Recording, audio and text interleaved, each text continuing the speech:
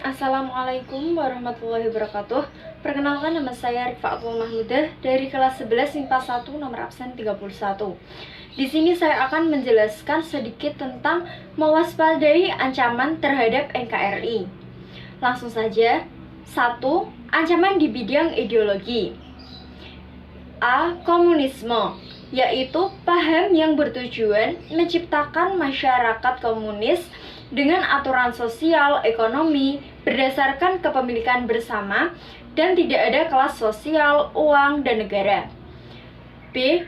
Liberalisme, yaitu paham ideologi yang bertujuan menciptakan masyarakat yang bebas berpikir bagi individu dan menolak adanya pembatasan khususnya dari pemerintah dan agama. C. Individualisme, yaitu paham yang memiliki pandangan menekankan bahwa kemerdekaan manusia, kepentingan bertanggung jawab, dan kebebasan sendiri. Nomor 2. Ancaman di bidang politik. A. Pengarahan massa. Contohnya kerusuhan Omnibus Law. Ada 3 demo yang menolak Omnibus Law, Undang-Undang Cipta Kerja, pada tanggal 8, 13, dan 20 Oktober 2020. Kemudian B. Separatisme, yaitu memisahkan diri dari negara Indonesia. Contohnya peristiwa 3 Juli 1946, lepasnya Timur dari Indonesia. C. Blokade, contohnya Belanda terhadap Indonesia pada tahun 1945 sampai 1947.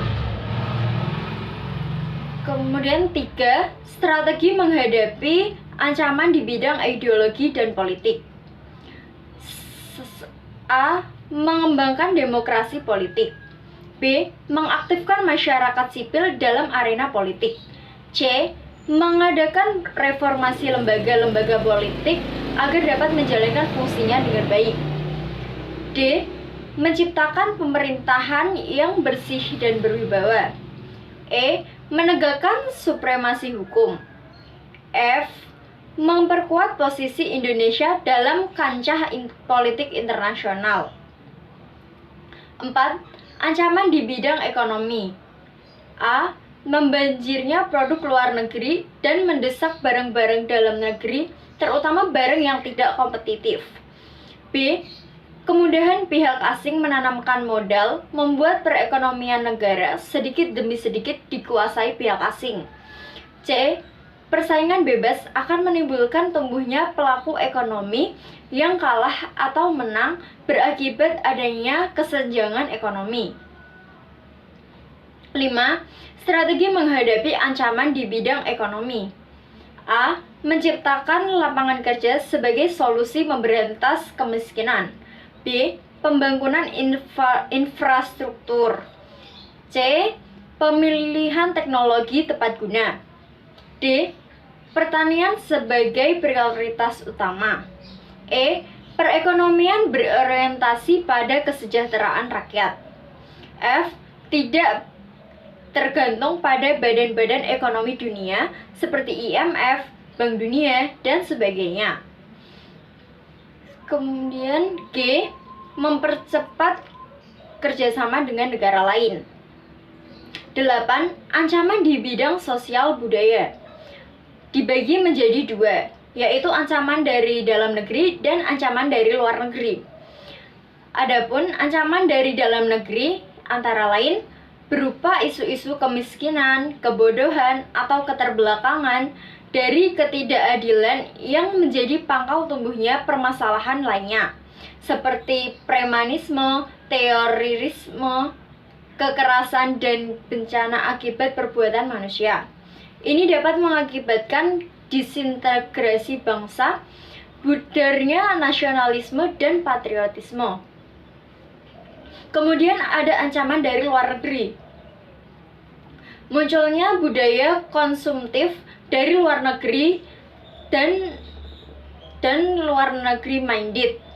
2. Munculnya hedonisme, yaitu kenikmatan pribadi sebagai nilai hidup, contohnya mabuk-mabukan.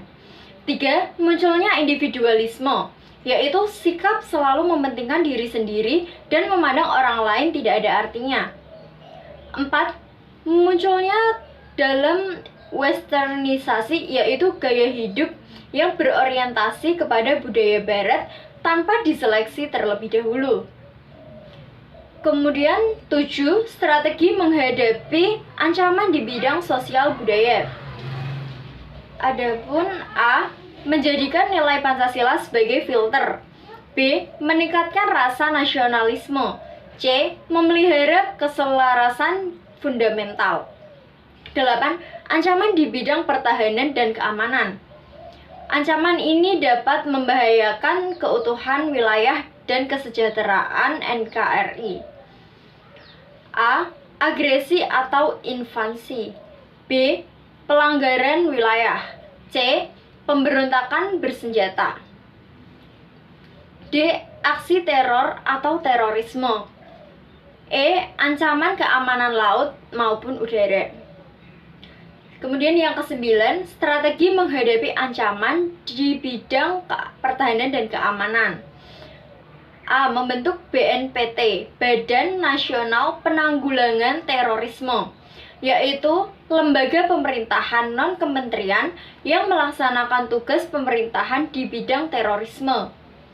B. Mengesahkan undang-undang anti-terorisme. C. Memperkuat aparat negara. D. Membuat Sihankamrata. 10. Komponen Sihankamrata, yaitu sistem pertahanan dan keamanan rakyat semesta. A. TNI menjadi kekuatan utama sistem pertahanan. B. Polri sebagai kekuatan utama sistem keamanan. Dan C. Rakyat sebagai kekuatan pendukung. Kemudian yang nomor 11 ada ciri-ciri Sihankamrata. A. Kerakyatan. Orientasi hankam negara diabdikan untuk kepentingan seluruh rakyat. B. Kesemestaan. Seluruh sumber daya nasional didayagunakan bagi usaha pertahanan. C. Kewilayahan, yaitu kekuatan pertahanan dilaksanakan secara menyebar di seluruh wilayah NKRI. Sekian yang dapat saya sampaikan. Apabila ada kata-kata yang kurang berkenan, mohon maaf sebesar-besarnya. Wassalamualaikum warahmatullahi wabarakatuh.